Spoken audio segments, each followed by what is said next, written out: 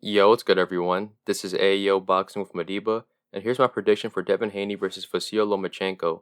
And this is a big fight, a fight that's been building up ever since 2019, and is finally here. It's a classic example of experience versus youth, with Lomachenko being a veteran with experience and Devin Haney being a young talent. Haney is seen as a slight favorite going into this fight, and I'm picking Haney to win, but I see this as a true 50-50 matchup. And the winner of this fight all depends on what Haney can do or cannot do. We've already seen what Loma can do, we've seen him against all types of styles, and he's a proven fighter. Haney, on the other hand, has shown great skill and talent, but this fight will be his biggest test thus far. The fight depends on one thing in my opinion: if Haney can neutralize the footwork and angles of Loma. If Haney is able to do that, he'll win, but if he can't, he'll struggle and most likely lose. Let me explain. The blueprint on how to beat Loma and deal with his style has already been discovered and utilized. Despite Orlando Salido already beating Loma, Teofimo Lopez was the first one to crack the Matrix code. The reason why Teo won was because he was able to neutralize Loma's footwork and angles for the majority of the fight, and Jermaine Ortiz, the last opponent of Loma, followed that blueprint and had great success despite losing in a close fight. Ortiz did three things in tandem that neutralized Loma's footwork and angles, which were being aggressive, taking the outside angle for himself, and having good footwork to pivot with Lomachenko. The first was being aggressive. Being aggressive doesn't allow Loma to set himself and puts Loma on the back foot in a defensive state. Therefore, Loma is unable to put himself in position to utilize his footwork or use angles to attack. When this happens, Loma often resets his feet, breaking his base, which then makes him vulnerable to be attacked and unable to fight back.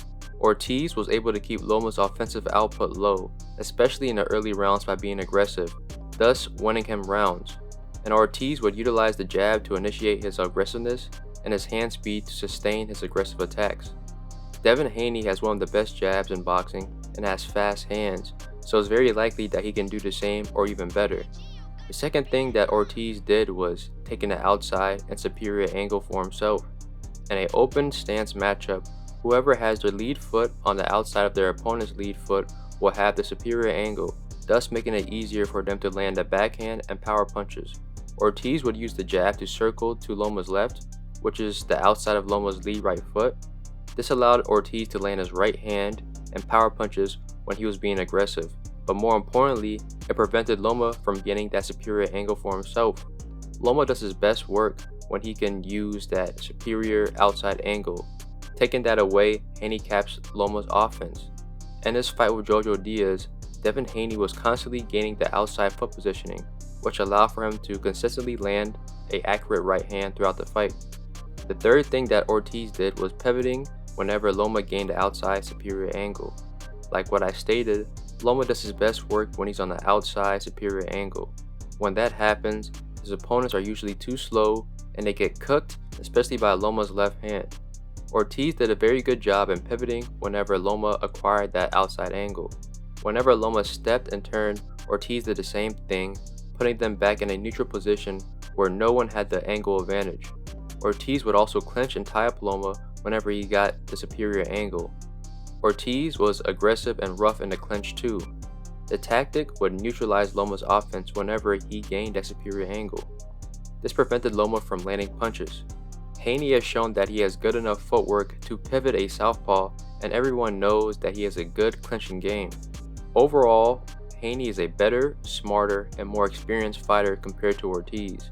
So if Ortiz was able to have that much success against Loma, then theoretically, Haney should do the same or even better.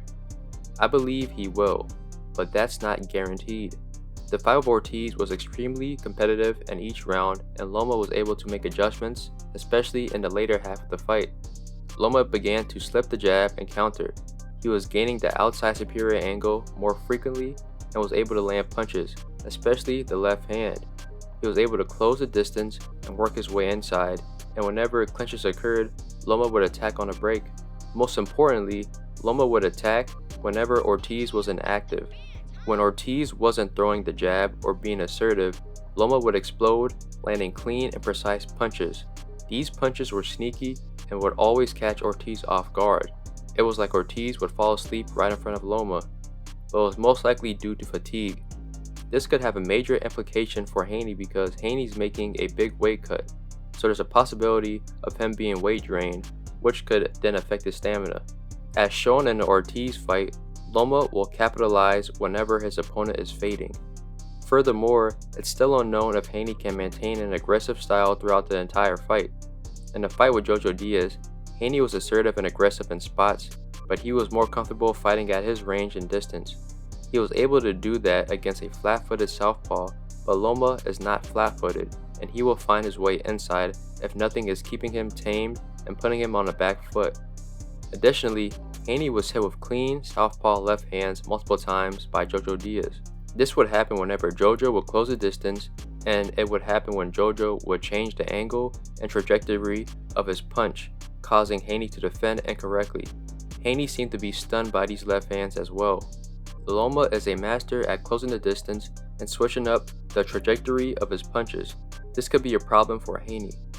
I also believe that Ortiz was the perfect tune-up fight for Loma to get ready for Haney.